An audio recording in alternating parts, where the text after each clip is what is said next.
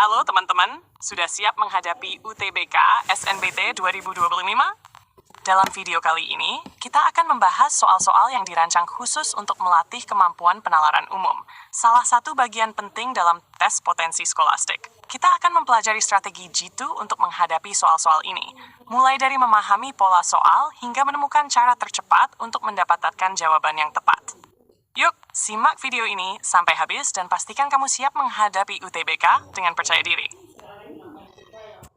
Sebelum kita masuk ke pembahasan soal nomor 1, silakan teman-teman pause video ini terlebih dahulu dan coba kerjakan soalnya sendiri. Setelah selesai, lanjutkan video untuk mencocokkan hasilnya dengan pembahasan yang akan kita bahas bersama. Yuk, kita mulai. Kesimpulan yang benar adalah C. Orang itu bukan seorang pionir. Penjelasan. Berdasarkan pernyataan awal, seorang pionir memiliki ciri-ciri sebagai berikut. Selalu melakukan inovasi, mengatasi masalah secara kreatif, hasil pekerjaannya menjadi terobosan baru. Jika seseorang tidak melakukan inovasi, tidak kreatif, dan tidak menyukai keunikan, maka orang tersebut tidak memenuhi kriteria sebagai pionir. Pilihan lain kurang tepat karena malas melakukan terobosan? Tidak selalu benar, mungkin dia hanya mengikuti cara yang sudah ada. Bukan seorang reformis. Reformis tidak selalu identik dengan pionir. Fokusnya lebih ke perubahan sosial atau sistem. D. Tidak pernah melakukan inovasi. Tidak ada informasi pasti tentang tidak pernah, hanya disebut malas. E. Tidak melakukan pembaharuan. Tidak semua pembaharuan adalah inovasi atau hasil kreativitas. Benar, jawaban paling tepat adalah C. Orang itu bukan seorang pionir. Alasannya, seperti yang sudah dibahas, pionir itu identik dengan inovasi, kreativitas, dan terobosan. Jika seseorang tidak memiliki ciri-ciri tersebut, maka dia bukan seorang pionir. Sekarang kita masuk ke soal nomor 2. Seperti tadi, silakan teman-teman pause video terlebih dahulu dan coba kerjakan soalnya sendiri. Setelah itu, lanjutkan video untuk melihat pembahasannya dan cocokkan hasilmu. Semangat mengerjakan! Mari kita bahas soal ini secara mendalam. Premis 1.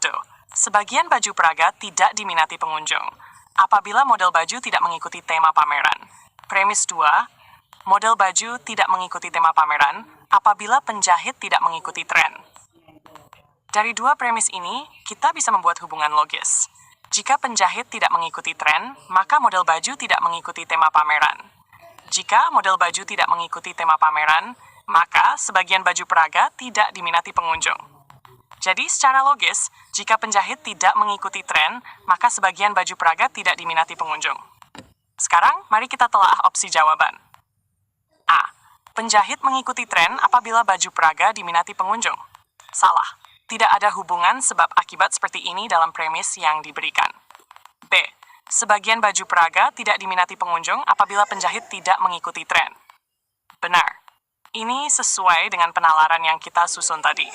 Penjahit tidak mengikuti tren, model baju tidak sesuai tema, sebagian baju tidak diminati pengunjung. C. Sebagian baju Praga diminati pengunjung apabila penjahit tidak mengikuti tren. Salah. Premis yang ada justru mengatakan sebaliknya. D. Penjahit tidak mengikuti tren apabila baju Praga diminati pengunjung. Tidak ada hubungan timbal balik seperti ini dalam premis. E. Sebagian baju Praga tidak diminati pengunjung apabila penjahit mengikuti tren. Salah, premis menunjukkan bahwa baju tidak diminati saat penjahit tidak mengikuti tren, bukan sebaliknya. Kesimpulan yang paling tepat. B. Sebagian baju Praga tidak diminati pengunjung apabila penjahit tidak mengikuti tren. Semoga penjelasannya membantu. Mau lanjut ke soal berikutnya? Sekarang kita masuk ke soal nomor 3. Seperti sebelumnya, silakan teman-teman pause video terlebih dahulu dan coba kerjakan soalnya sendiri. Setelah itu, lanjutkan video untuk melihat pembahasannya dan cocokkan dengan hasilmu. Semangat! Mari kita analisis soal ini dengan cermat. Premis 1. Banyak petani menggunakan jasa buruh, sehingga pengeluaran membengkak. Premis 2.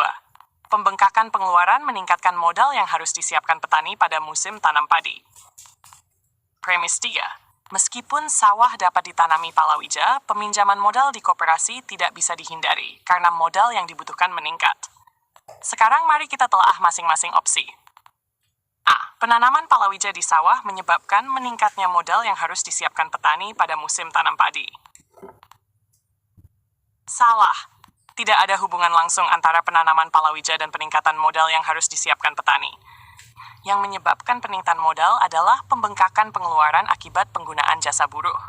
B. Petani menggunakan jasa buruh disebabkan oleh peminjam modal di koperasi yang tidak dapat dihindari. Hubungan sebab akibatnya terbalik. Petani meminjam modal karena pengeluaran membengkak akibat penggunaan jasa buruh, bukan sebaliknya. C. Penggunaan jasa buruh menyebabkan peningkatan modal petani pada musim tanam padi. Benar. Premis pertama dan kedua secara langsung menyatakan bahwa penggunaan jasa buruh menyebabkan pembengkakan pengeluaran yang berujung pada meningkatnya modal yang harus disiapkan petani. D. Sawah ditanami palawija hanya pada musim tanam padi. Salah. Tidak ada informasi dalam teks yang menyatakan bahwa sawah hanya ditanami palawija pada musim tanam padi. E. Petani menggunakan jasa buruh karena sawah bisa ditanami palawija. Salah. Tidak ada hubungan sebab akibat antara penggunaan jasa buruh dan kemampuan sawah untuk ditanami palawija. Kesimpulan, jawaban yang paling tepat adalah C. Penggunaan jasa buruh menyebabkan peningkatan modal petani pada musim tanam padi. Semoga penjelasannya membantu. Mau lanjut ke soal berikutnya? Sekarang kita masuk ke soal nomor 4. Seperti biasa, silakan teman-teman pause video terlebih dahulu dan coba kerjakan soalnya sendiri. Setelah selesai, lanjutkan video untuk melihat pembahasannya dan cocokkan dengan jawabanmu. Semangat mengerjakan! Mari kita analisis soal ini dengan cermat. Premis 1. Semua akuntan yang bekerja di kantor akuntan X memiliki pengalaman kerja di luar negeri. Premis 2. Beberapa akuntan yang memiliki pengalaman kerja di luar negeri berpeluang mendapat tawaran tinggi untuk pindah ke perusahaan keuangan. Sekarang, mari kita uji setiap pilihan. A. Sebagian akuntan yang memiliki pengalaman kerja di luar negeri tidak berminat untuk bekerja selain di kantor akuntan. Salah. Tidak ada informasi mengenai minat akuntan, jadi pernyataan ini tidak bisa disimpulkan. B. Sebagian akuntan yang bekerja di kantor akuntan X berpeluang mendapat tawaran untuk pindah ke perusahaan keuangan. Premis pertama menyatakan bahwa semua akuntan di kantor akuntan X memiliki pengalaman kerja di luar negeri. Dan premis kedua menyatakan bahwa beberapa akuntan yang memiliki pengalaman kerja di luar negeri berpeluang mendapat tawaran tinggi. Jadi, sebagian akuntan di kantor akuntan X berpeluang mendapat tawaran tersebut. C. Sebagian akuntan yang pindah kerja di lembaga pemerintah bukan akuntan yang bekerja di kantor akuntan X. Salah. Tidak ada informasi mengenai akuntan yang pindah ke lembaga pemerintah, sehingga tidak bisa disimpulkan.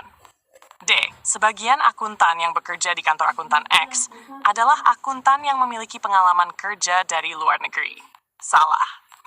Premis pertama menyebutkan bahwa semua akuntan di kantor akuntan X memiliki pengalaman kerja di luar negeri, bukan hanya sebagian. E. Sebagian akuntan yang memiliki pengalaman kerja dari luar negeri kurang berpeluang untuk mendapatkan tawaran pindah ke perusahaan keuangan. Premis kedua menyatakan bahwa beberapa akuntan dengan pengalaman kerja di luar negeri berpeluang mendapat tawaran tinggi, tapi tidak ada informasi tentang siapa yang kurang berpeluang. Kesimpulan, jawaban yang paling tepat adalah B. Sebagian akuntan yang bekerja di kantor akuntan X berpeluang mendapat tawaran untuk pindah ke perusahaan keuangan. Semoga penjelasan ini membantu. Mau lanjut ke soal berikutnya? Ingin cepat menyelesaikan soal logika, kuncinya adalah mengenali kata kunci, memahami hubungan sebab akibat, dan menggunakan negasi untuk melihat kebalikannya. Misalnya, jika pionir selalu inovatif, maka orang yang tidak inovatif bukanlah pionir. Eliminasi pilihan yang tidak relevan dan fokus pada kesimpulan logis. Dengan teknik ini, kamu bisa menjawab soal lebih cepat dan melatih pola pikir kritis. Sekarang kita masuk ke soal nomor 5. Seperti sebelumnya, silakan teman-teman pause video terlebih dahulu dan coba kerjakan soalnya sendiri. Setelah itu, lanjutkan video untuk melihat pembahasannya dan cocokkan hasilmu. Semangat! Perluasan tanah untuk ekspansi perkebunan kelapa sawit menyebabkan penurunan keanekaragaman hayati. Pengurangan perluasan tanah untuk ekspansi perkebunan kelapa sawit adalah dengan melakukan intensifikasi lahan perkebunan sawit yang sudah ada. Risiko penurunan keanekaragaman hayati akan berkurang jika perluasan tanah untuk ekspansi perkebunan kelapa sawit dapat dicegah. Berdasarkan informasi tersebut, manakah pernyataan berikut yang pasti benar? A. Meningkatnya keanekaragaman hayati dapat dilakukan dengan intensifikasi lahan perkebunan sawit yang sudah ada. B. Perluasan tanah untuk ekspansi perkebunan kelapa sawit dapat diatasi dengan meningkatkan keanekaragaman hayati. C. Perluasan tanah untuk ekspansi perkebunan kelapa sawit dapat dilakukan dengan intensifikasi lahan perkebunan kelapa sawit yang sudah ada. D. Tidak adanya program intensifikasi lahan perkebunan sawit menyebabkan tingginya keanekaragaman hayati. Intensifikasi lahan perkebunan sawit yang sudah ada menurunkan keanekaragaman hayati. Jawaban yang pasti benar adalah C. Perluasan tanah untuk ekspansi perkebunan kelapa sawit dapat dilakukan dengan intensifikasi lahan perkebunan kelapa sawit yang sudah ada. Penjelasan, informasi dalam soal menyebutkan bahwa intensifikasi lahan perkebunan sawit yang sudah ada adalah solusi untuk mengurangi perluasan tanah yang berdampak pada penurunan keanekaragaman hayati. Artinya, untuk mencegah ekspansi lahan baru, fokusnya adalah mengoptimalkan lahan yang sudah ada melalui intensifikasi. Pilihan lain tidak tepat karena A. Meningkatkan keanekaragaman hayati tidak disebut sebagai dampak langsung dari intensifikasi. B. Meningkatkan keanekaragaman hayati tidak secara otomatis menghentikan ekspansi. D. Tidak ada informasi bahwa tanpa intensifikasi, keanekaragaman hayati otomatis tinggi. E. Justru intensifikasi bertujuan mencegah penurunan keanekaragaman hayati, bukan menyebabkannya. Jadi jawaban yang paling sesuai dengan informasi di soal adalah semangat terus berlatih. Berikut trik cepat dan mudah mengerjakan soal seperti ini. Sam baca soal dengan fokus pada hubungan sebab akibat. Identifikasi pernyataan utama dan cari hubungan antara penyebab dan akibatnya. Dalam soal ini, penyebab perluasan lahan kelapa sawit. Akibat, penurunan keanekaragaman hayati. Solusi, intensifikasi lahan yang sudah ada untuk mencegah perluasan. Temukan solusi yang paling sesuai dengan informasi soal. Soal menyebutkan bahwa intensifikasi lahan adalah cara untuk mengurangi ekspansi lahan baru dan mengurangi risiko penurunan keanekaragaman hayati. Fokuslah pada pilihan yang menyebutkan intensifikasi sebagai solusi. 3. Eliminasi pilihan yang tidak sesuai. Coret pernyataan yang tidak disebutkan dalam soal, bertentangan dengan hubungan sebab akibat yang ada, menyimpulkan hal yang tidak pasti dari informasi yang diberikan. 4. Pilih jawaban yang paling sesuai. Setelah eliminasi, jawaban yang benar biasanya yang paling dekat dengan pernyataan utama dalam soal. Dalam kasus ini, pilihan C adalah yang paling tepat karena sesuai dengan solusi yang disebutkan dalam soal.